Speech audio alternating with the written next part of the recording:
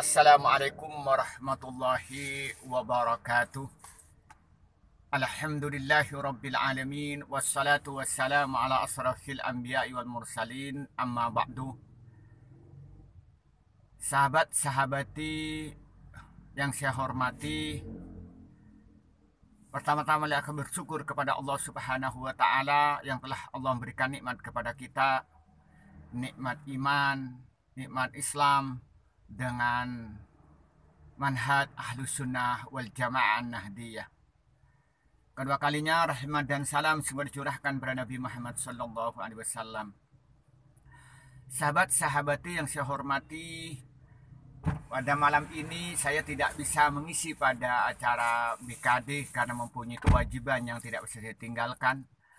Maka cukup mungkin saya menyampaikan dengan melalui video ini sebagai tanda cinta saya kepada sahabat dan sahabati. Tema yang diberikan pada saya adalah hubungan politik dan ekonomi. Sebelum kita membicarakan lebih jauh tentang hubungan politik dan ekonomi, maka kita pahami dulu apa sih politik dan apa sih ekonomi. Menurut para ahli, politik itu diartikan merupakan seni dan ilmu untuk meraih kekuasaan secara konstitusional atau non-konstitusional. Jadi politik ini adalah seni. Gimana kita seni untuk mendapat kekuasaan yang benar? Jadi cara yang baik sehingga orang percaya dengan kita yang tujuan untuk mendapatkan kekuasaan. Dan tidak terpenting juga ilmu, yakni memiliki sebuah knowledge, mempunyai pengetahuan untuk mencapai kekuasaan dengan benar secara konstitusional. Tapi kadang-kadang ya menghalalkan segala cara tidak konstitusional juga mendapat meraih kekuasaan. Kemudian yang kedua, ekonomi itu apa sih? Nah, kalau ilmu ekonomi itu diartikan sebuah ilmu yang mempelajari perilaku manusia untuk memenuhi kebutuhannya dan memuaskannya. Itu kalau ilmu ekonomi. Tapi kalau ekonomi itu diartikan adalah cara mengatur rumah tangga, baik rumah tangga individu, rumah tangga industri atau rumah negara. Itu yang pengertian daripada apa politik, apa ekonomi. Nah, sekarang bicara tentang hubungan politik dan ekonomi. Nah, kalau kita bicara tentang politik ekonomi, ingin berkata bahwa politik dan ekonomi tidak bisa dipisahkan. Kenapa? Karena kalau kita bicara tentang ekonomi, ada namanya ekonomi makro dan ekonomi mikro. Di mana ekonomi makro itu adalah kebijakan-kebijakan yang dilakukan oleh negara, dan kebijakan ini kebijakan yang kebijakan besar yang paling tidak itu akan memuat 17 masalah. Yang mana kebijakan besar ini akan berpengaruh kepada kepada pengaruh ekonomi mikro, yakni kepada industri yang pada sektor real. Contoh sederhana, dalam ekonomi makro itu yang dibahas ada yang namanya bicara tentang pendapatan nasional, bicara ekonomi tertutup, bicara ekonomi terbuka, bicara ekspor dan impor, kemudian bicara kebijakan fiskal, kebijakan moneter, kemudian kita bicara tentang inflasi, bicara tentang pengangguran. Itu salah satu pembahasan domain daripada ekonomi makro. Nah, saya melihat umpamanya sekarang fiskal. Fiskal itu yang membicarakan tentang pendapatan negara dan belanja negara. Maka pemerintah akan berpikir pendapatan negara itu dari mana untuk memenuhi kebutuhannya. Nah, maka yang pertama yang dipikirkan itu adalah kita bicara tentang pajak. Kira-kira apa yang harus diambil pajaknya, sektor-sektor apa yang harus diambil pajaknya dalam rangka memenuhi kebutuhan negara, baik itu untuk belanja sehari-hari atau untuk kepentingan yang lain. Nah, yang kedua kita bicara juga masalah belanja, maka akan melahirkan subsidi. Apa yang perlu disubsidi, apa yang tidak perlu disubsidi. maka kebijakan ini akan berpengaruh kepada ekonomi mikro. Contoh, ketika pemerintah ini mengambil pajak misalnya kepada industri, keputusannya, maka otomatis biaya produksi akan naik, akan tinggi. Ketika produksi itu akan naik, apa yang terjadi? Maka berarti otomatis biaya produksi itu akan tinggi. Ketika produksi, maka barang-barang yang dijual itu akan naik. Maka apa yang terjadi? Maka berarti masyarakat itu akan lebih tinggi memerlukan pembiayaan itu.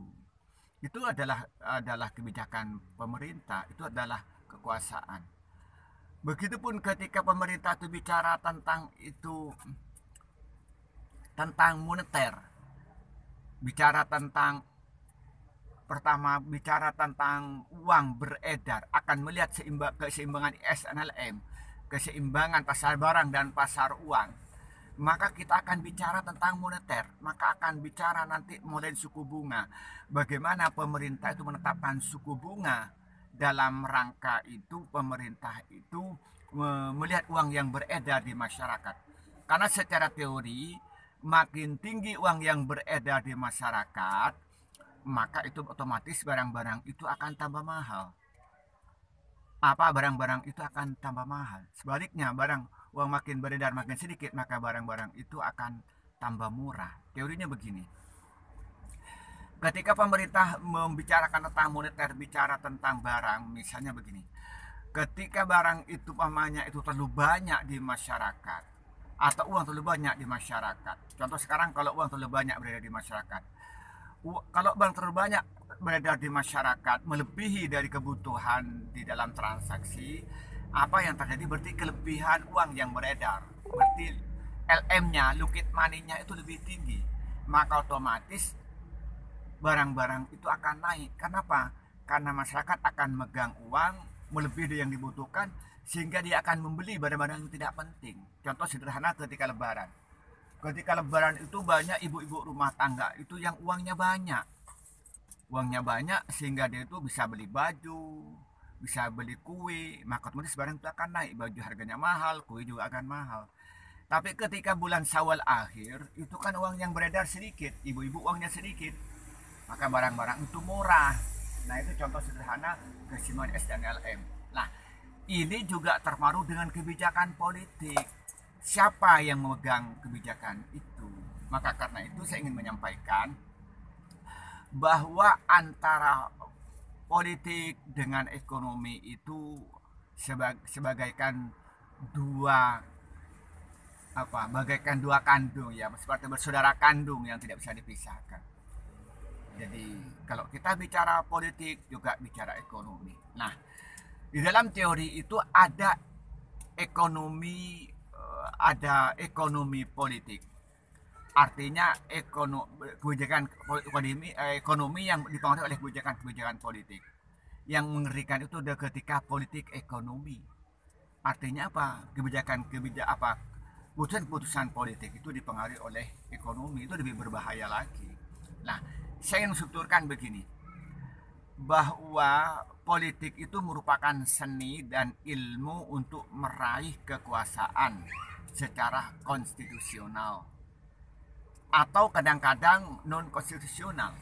Artinya merupakan seni, merupakan teknik, cara untuk mencapai kekuasaan itu. Kemudian cara itu bisa dengan cara yang benar bagi orang yang mempunyai etika, tapi bisa jadi tidak benar bagi orang yang tidak punya etika. Nah, instrumen politik itu untuk negara-negara demokrasi itu adalah pemilu, pemilihan umum. Dari pemilihan umum itu akan melahirkan itu DPR atau parlemen. Kemudian juga akan melahirkan kepala negara, kemudian kepala daerah dari politik itu. Kemudian setelah ada DPR, maka DPR itu mempunyai hak legislasi, yaitu membuat undang-undang. DPR punya budgeting, dia punya untuk menentukan anggaran. Jangan punya hak yang namanya itu pengawasan. Nah, satu sisi juga ada setelah pemilu itu ada yang namanya legislatif, ada kepala negara, ada kepala daerah. Di situ juga dia itu mempunyai kebijakan, mulai dia berpegang kepada undang-undang, PP, pada akhirnya menjadi ada ada apa kebijakan diputuskan oleh kepala negara atau kepala daerah. Nah, kebijakan-kebijakan yang dilakukan oleh kepala negara, oleh kepala daerah, dan juga undang-undang atau PP yang diputuskan oleh parlemen itu diantaranya berkenaan dengan masalah ekonomi.